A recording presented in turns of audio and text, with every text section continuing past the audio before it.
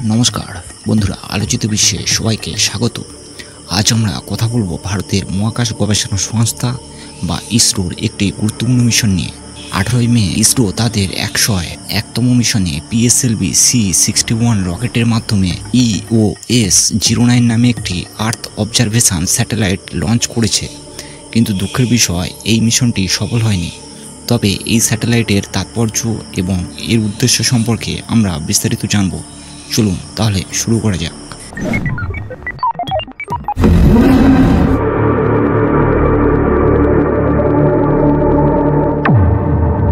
COS-09, যাকে রিস্যাট 1B নামেও ডাকা হয়, এটি একটি আর্থ অবজারভেশন স্যাটেলাইট। এর পুরো নাম হলো আর্থ অবজারভেশন স্যাটেলাইট 09। এই স্যাটেলাইটটি পৃথিবীর উপর নজর রাখার জন্য তৈরি করা হয়েছিল।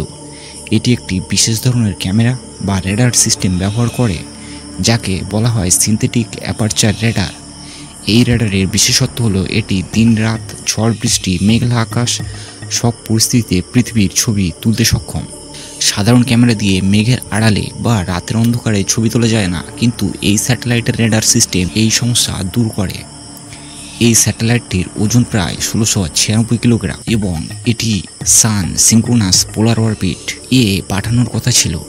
এই কক্ষপথে স্যাটেলাইটটি পৃথিবীর একই জায়গার ওপর দিয়ে প্রতিদিন একবার সময় যায়, যার ছবি তোলার জন্য খুবই উপযোগী। কিন্তু তৃতীয় পর্যায়ে থার্ড স্টেজ একটি সমস্যার কারণে এটি সঠিক কক্ষপথে পৌঁছতে পারেনি। কেন গুরুত্বপূর্ণ এই স্যাটেলাইট? এই স্যাটেলাইটটি ভারতের জন্য খুবই গুরুত্বপূর্ণ ছিল, কারণ জাতীয় নিরাপত্তা ও সীমান্তের নজরদারি। EOS-09 স্যাটেলাইটটি ভারতের সীমান্ত এলাকা, বিশেষ করে পাকিস্তান ও চীনের সঙ্গে সীমান্ত নজর রাখার জন্য খুবই গুরুত্বপূর্ণ। এটির রেডার সিস্টেম দিয়ে সীমান্তে কোনো সন্দেহজনক গতিবিধি বা অনুপ্রবেশ ধরা যেত। উদাহরণস্বরূপ, সম্প্রতি জম্মু কাশ্মীরের পহেলগামে সন্ত্রাসী হামলার পর এই ধরনের স্যাটেলাইটের প্রয়োজনীয়তা আরও বেড়েছে। এটি সরকারকে রিয়েল টাইম তথ্য দিত, যা সন্ত্রাসবাদ বিরোধী অভিযানে সাহায্য করত। প্রাকৃতিক দুর্যোগ ব্যবস্থাপনা, বন্যা, ঝড়, ভূমিকম্পের মতো প্রাকৃতিক দুর্যোগের সময় এই স্যাটেলাইটটি ছবি তুলে ক্ষতিগ্রস্ত এলাকার অবস্থা জানাতো। এর ফলে ত্রাণ কার্য দ্রুত ও কার্যকরভাবে করা সম্ভব হতো। যেহেতু এটি মেঘের আড়ালেও কাজ করতে পারে, তাই বন্যা বা ঝড়ের সময়ও সঠিক তথ্য পাওয়া যেত। এই স্যাটেলাইট কৃষি জমির অবস্থা, ফসলের স্বাস্থ্য এবং বনাঞ্চলের পরিবর্তন নিরীক্ষণ করত। এটি কৃষকদের সঠিক সময়ে সঠিক সিদ্ধান্ত নিতে সাহায্য করত। এই স্যাটেলাইটে পর্যাপ্ত পরিমাণে জ্বালানি রাখা হয়েছিল, যাতে এটির মিশন শেষে নিরাপদে পৃথিবীর বায়ুমণ্ডল ফিরিয়ে আনা যায়। এটি মহাকাশে আবর্জনা কমাতে সাহায্য করত, যা টেকসই মহাকাশ অভিযানের জন্য খুবই গুরুত্বপূর্ণ। এই মিশনটি সফল হলো না কেন? এই মিশনটি ছিল 101তম লঞ্চ এবং PSLV রকেটের 63তম মিশন। PSLV হলো ভারতের সবচেয়ে নির্ভরযোগ্য রকেট, যা 4টি পর্যায়ে কাজ করে। এই মিশনে রকেটের প্রথম 2টি পর্যায়ে ঠিকঠাক কাজ করেছে, কিন্তু তৃতীয় পর্যায়ে বা থার্ড স্টেজে একটি সমস্যা দেখা দেয়। ইসরোর চেয়ারম্যান V নারায়ণন জানিয়েছেন, তৃতীয় পর্যায়ে মোটরের চাপ কমে যাওয়ায় স্যাটেলাইটটি 524 কিলোমিটার উচ্চতায় সান সিঙ্ক্রোনাস কক্ষপথে পৌঁছতে পারেনি। এটি PSLVর ইতিহাসে তৃতীয় ব্যর্থতা। এর আগে 1993 সাল এবং 2017 সালে 2টি মিশন ব্যর্থ হয়েছিল।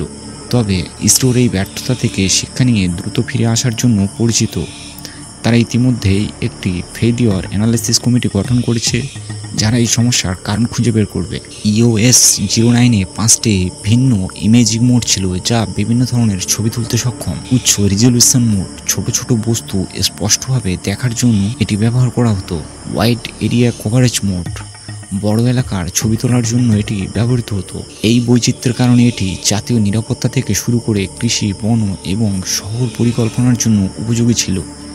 এটি ভারতের অন্যান্য আর্থ অবজারভেশন স্যাটেলাইট যেমন রিসোর্টস্যাট, কার্টোস্যাট এবং রিস্যাট 2Bর সঙ্গে মিলে কাজ করত। এই মিশনটি ভারতের মহাকাশ কর্মসূচির জন্য একটি বড় মাইলফলক হওয়ার কথা ছিল। এটি ছিল ইসরোর 101তম mission.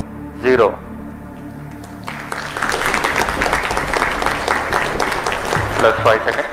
Lift off normal. Auto